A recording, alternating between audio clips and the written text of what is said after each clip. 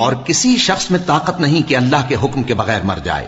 اس نے موت کا وقت مقرر کر کے لکھ رکھا ہے، اور جو شخص دنیا میں اپنے اعمال کا بدلہ چاہے اس کو ہم یہیں بدلہ دے دیں گے، اور جو آخرت میں طالب ثواب ہو اس کو وہاں اجر عطا کریں گے، اور ہم شکر گزاروں کو عنقریب بہت اچھا صلہ دیں گے.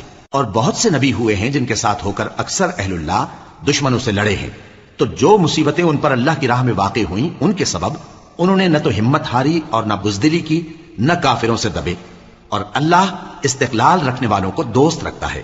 اور اس حالت میں ان کے منہ سے کوئی بات نکلتی تو یہی کہ اے پروردگار، ہمارے گناہ اور زیادتیاں جو ہم اپنے کاموں میں کرتے رہے ہیں معاف فرما، اور ہم کو ثابت قدم رکھ اور کافروں پر فتح عنایت کر. تو اللہ نے ان کو دنیا میں بھی بدلہ دیا اور آخرت میں بھی بہت اچھا بدلہ دے گا، اور اللہ نیکوکاروں کو دوست رکھتا ہے. مومنو، اگر تم کافروں کا کہا مان لوگے تو وہ تم کو الٹے پاؤں پھیر کر مرتد کر دیں گے.